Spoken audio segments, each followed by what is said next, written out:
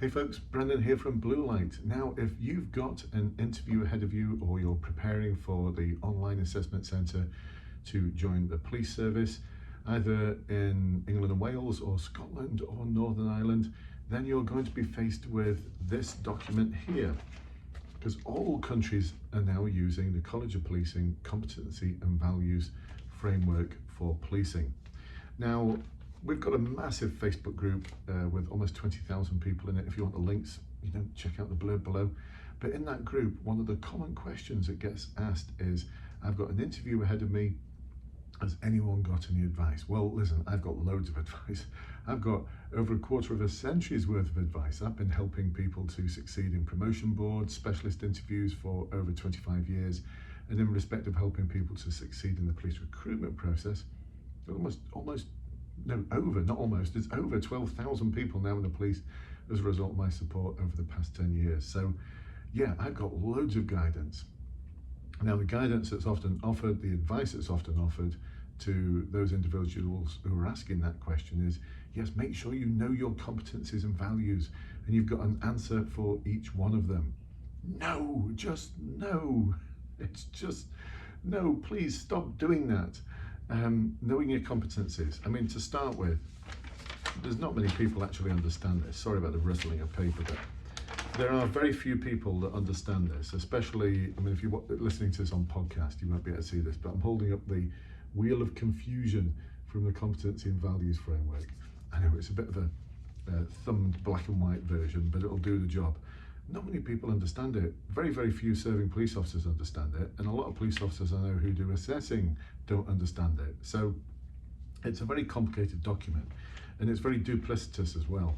So simply having well, let's give you an example.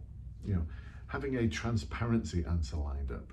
A lot of you will be thinking, right, well, if I know my competencies and know my values, and transparency is one of the values. Oh, by the way, values don't have 3 levels, but competencies do. There you go, just to confuse you. And competencies come in clusters, but values don't. I know, who makes this stuff up?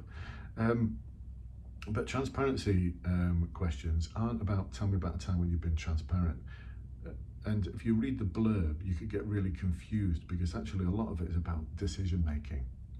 So you might be thinking, right, decision making. I ensure that my decision making rationale is clear and considered so that it's easily understood by others. Great. I've got my transparency answer sorted out now because Brendan's already said this is a common question. Can you tell me about a time when you've had to make a difficult decision, where you've had to account for that decision to others? Sorted. Transparency, sorted. Well, maybe not, because if we go over to analyse critically, let's just flick over to analyse critically, the competency. We will see there that one of the behaviours is I make decisions in alignment with mission, values, code of ethics. I weigh up pros and cons of possible actions, thinking about potential risks and using this thinking to inform my decisions.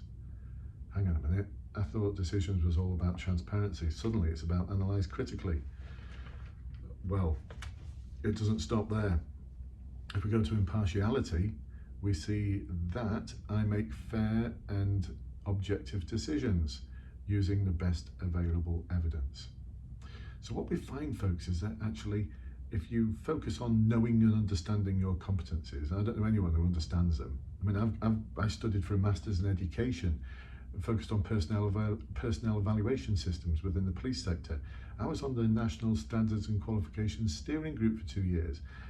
And I don't understand this stuff. I don't understand why values don't have different levels. And I don't understand why the competencies do, and why the competencies have to come in clusters, but the values don't. And why the values actually sound pretty much like competencies. They don't really sound like values to me. Decision making, that's not really a value. Anyway, I'll get off that hobby horse. So let me give you another example as well. And in a moment, I'm going to tell you what you should be doing to make sure that you pass your interview, but that'll come in a moment. So today I uncovered another one that could easily confuse you. So if we go to the last one, we are innovative and open-minded. By the way, they're not going to ask you a question, can you tell me about a time when you've innovated, like Elon Musk or Richard Branson. They're not asking for that kind of thing. They're asking for a time when you've demonstrated that you can adapt to change and that you can learn. So it's not really innovative and open-minded. It should have been called something else. But this could confuse you as well, because you'd be thinking, right, I learn from my experiences and do not let myself be unduly influenced by preconceptions. I learn from experiences. So a common question could be, can you tell me about a time when you've learned from an experience and adapted to do something else as a result of it? So this is about adapting to change, about adapting to new ways of doing things based on learning. Sorted, you'd be thinking, I've got my innovative and open-minded answer all lined up, until we go to transparency. That was the decision-making one, where one of the behaviors is about the value of feedback. So a transparency question could be about decision-making, but equally it could be about, can you tell me about a time when you have acted upon feedback that's been given to you? And it then goes further to confuse you, because integrity talks about how you are open to be challenged about your actions and words. So that might be someone giving you feedback. So as a result of that feedback, you're going to learn from your experience.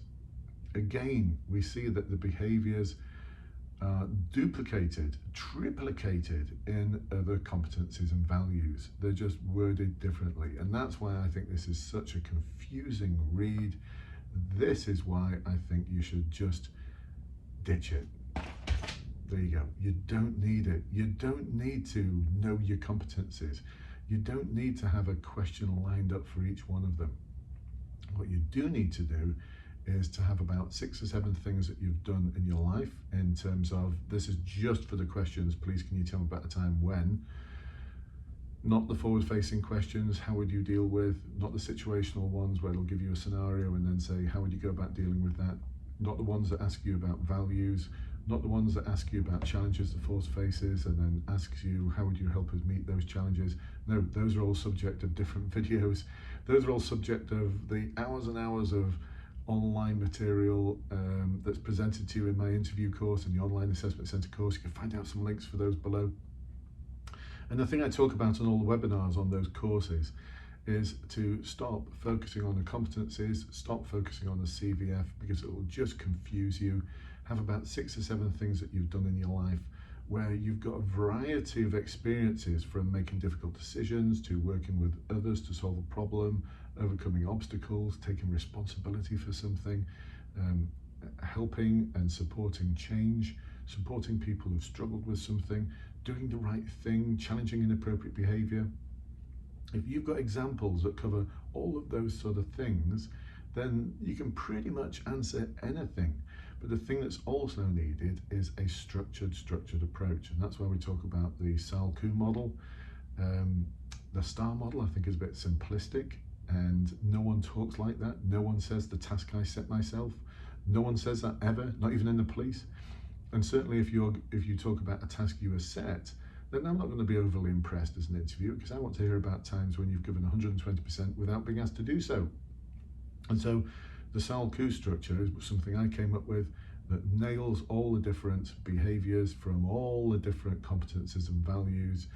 If you just follow this structure and answer the question, then you're going to be fine. You don't need to worry about what value or competency it's from. And so the SAL-Q structure stands for this. There's little subheadings in each one, but I cover that in detail in the courses. And it's designed so that you can give an answer that's about 4 or 5 minutes long. Now that's perfect for the online assessment center, and it's also perfect for your interview, because in your interview, actually I'd be looking at an answer that might even be longer, because most interviews are about 45 minutes to an hour long, and they're going to ask you about 6 or 7 questions. Do the math. That's really long answers. So they want lots and lots of detail. And they want a little bit of complexity as well, not just this is how I do my job, and they want specific examples. So SAL-Q stands for situation, and then as opposed to task, we talk about what we aim to achieve, because this allows us to develop options and contingencies. And that sits nicely with the police world. They'll like it when they hear you talking about those sort of things. Now we can move into the actions that we took, but not just the actions we took, not just what we did, but how we did those things. And then we can move into the result. Don't try and pretend to me that everything's perfect, because if you try and pretend everything's perfect, I'm not going to believe you. Or I might be thinking that that wasn't a very challenging task for them because it all went so smoothly. I want to hear about things that don't go right, because from that we can move into the learning.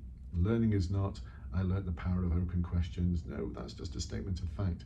Learning is what you do differently in that very same set of circumstances, what you do differently in the future. And the knowledge and understanding is where we future pace ourselves and talk about how this behavior is so important because, and how when I'm a police officer, this is how I would hope to deliver this behavior on a consistent basis. Now, when you put all of that together in a really, really detailed format, it can last over 5 minutes. It will nail all the different behaviors. I promise you, I know this because I've been doing this for over a quarter of a century in the police sector, helping people to pass their promotion boards, their specialist interviews, and for over the past 10 years helping recruits. So about well over 12,000 people are now in the police as a result of my support. So this works, folks, this works. So there you go, another gem, I hope, that's going to get you thinking. I know it might have felt a bit complicated, but ultimately the lesson learned from this is bin the competency and values framework, focus on answering the questions really, really well with the sort of detail I provide you, and you will nail it. I've just had actually messages from 3 people this afternoon who have been for their interviews today, and they were all told there and then that they'd passed. And they were all given feedback that their interviews were really good. Of course they were really good. They've been practicing with me once a week in the interview webinars. They were bound to be good. Anyway, folks, like I said, the links below to all of those services are there for the taking. I look forward to seeing you on one of my webinars in the future. Let's practice and prepare so that on the day you come across as being confident, prepared, knowledgeable, and knowing exactly what you're talking about. I'll catch up with you soon, folks. Bye-bye for now.